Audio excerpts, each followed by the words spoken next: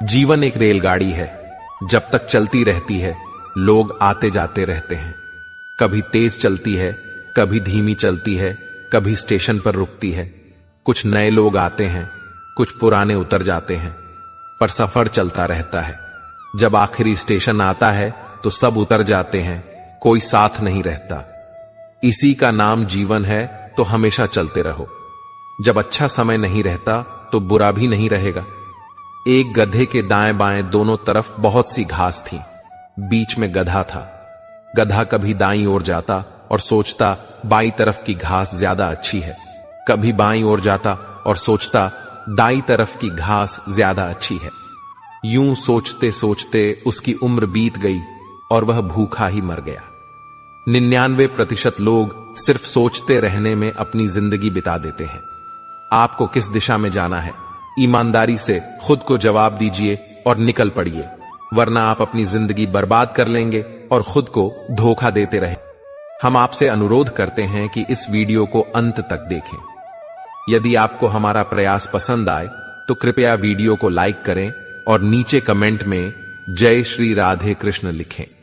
साथ ही अगर आपने अभी तक हमारे चैनल सब्सक्राइब नहीं किया है तो तुरंत सब्सक्राइब करें और बेल आइकन दबाएं, ताकि हमारे नए प्रेरणादायक वीडियो सबसे पहले आपके पास पहुंच सके।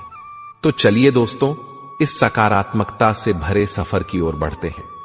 कान्हा कहते हैं कि हमारा जीवन भी उस रेत की घड़ी की तरह है, जिसमें जो रेत नीचे गिर चुकी है वह हमारा अतीत है और जो अभी भी ऊपर है वह हमारा भविष्य है। लेकिन जो सबसे महत्वपूर्ण है वह यह संकुचित स्थल है, जहां से धीरे धीरे रेत गिर रही है। यह हमारा वर्तमान है। इसी एक क्षण में हमारा पूरा जीवन समाया हुआ है। यही वह पल है जिसे जीने का हमें अवसर मिला है। अब सवाल यह है कि इस पल का हम उपयोग कैसे करते हैं। क्या हम बीते हुए अतीत का दुख मनाएंगे, या भविष्य की चिंता में क्रोधित होते रहेंगे, या फिर हम इस एक क्षण का आनंद लेना सीखेंगे। यदि प्रसन्न रहना चाहते हैं तो उसके लिए यही एक पल हमारे पास है। प्रतीक्षा करते रहेंगे तो यह भी अतीत बन जाएगा। इसीलिए आनंद और परोपकार के लिए प्रतीक्षा मत कीजिए। जो पल आपके पास है उसका सदुपयोग कीजिए, क्योंकि यह घड़ी वापस पलटने पर भी जो समय बीत चुका है वह लौटकर कभी नहीं आएगा। जिंदगी का असली सच यह है कि लोग प्यार के लिए बने हैं और चीजें इस्तेमाल के लिए। लेकिन परेशानी तब शुरू होती है जब हम चीजों से प्यार करने लगते हैं और लोगों को इस्तेमाल करने लगते हैं। इस उलट फेर में हम खो बैठते हैं वह रिश्ते जिन्हें हमने दिल से चाहा होता है। अक्सर जिंदगी में मंजिलें मिल ही जाती हैं, लेकिन वे लोग नहीं मिलते जिनके बिना हम जिंदगी की कल्पना नहीं कर सकते थे। कचरे के डिब्बे में पड़ी रोटियां हमें यह सिखाती हैं कि जब इंसान का पेट भर जाता है तो वह अपनी असली औकात दिखाने लगता है। जिनकी वफादारी पर हमें नाज था वही लोग वक्त बदलने के साथ बदलते नजर आए। अच्छाई के पीछे बहुत कम लोग जाते हैं, जबकि बुराई के पीछे दौड़ने वालों की कमी नहीं होती। देखिए, शराब बेचने वाला कभी अपनी दुकान से बाहर नहीं जाता, लेकिन दूध बेचने वाले को हर गली में घूमना पड़ता है। जिंदगी में कोई भी पूरी तरह काबिल नहीं होता। हर कोई किसी न किसी तरह से अधूरा है, और वह घाव जो अपनों के दिए हुए होते हैं वे किसी एक्सरे में दिखाई नहीं देते। जिनमें इंसानियत नहीं, वे भी तो मुर्दा ही हैं, भले ही उनमें सांसें चल रही हों।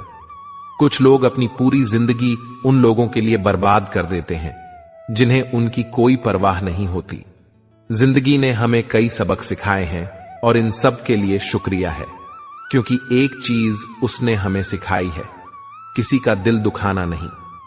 कितनी जल्दी वे लोग दूर चले जाते हैं जिन्हें हम कभी खोना नहीं चाहते थे। इंसान आधा सुनता है, चौथाई समझता है और शून्य सोचता है, लेकिन प्रतिक्रिया वह दोगुनी देता है। यही कारण है कि उसे समझना इतना कठिन हो जाता है। सच बोलने वाले और दूसरों की भलाई करने वालों को ही सबसे ज्यादा नफरत और विरोध का सामना करना पड़ता है। कैसी विडंबना है कि आज की नौकरी ने हमें इस मोड़ पर ला खड़ा किया है कि अपने ही घर जाने के लिए दूसरों से इजाजत लेनी पड़ती है। मोह में डूबे हुए हम दूसरों की बुराइयां नहीं देख पाते और क्रोध में अपनी अच्छाइयों को भी भुला बैठते हैं। मनुष्य खुद ईश्वर तक नहीं पहुंचता, बल्कि जब वह तैयार होता है तो ईश्वर खुद उसके पास आते हैं। इसीलिए जितना हो सके सरल बनने की कोशिश करें, स्मार्ट बनने की नहीं। जीवन की इस दौड़ में अपने आप को खोने की बजाय अपने आप को पाने की कोशिश करें। मित्रों, श्री कृष्ण कहते हैं कि ईर्ष्या, जलन और द्वेष यह हमारे जीवन के सबसे बड़े शत्रु होते हैं, क्योंकि सबसे बड़ा शत्रु वह होता है जो हमें नुकसान पहुंचाए।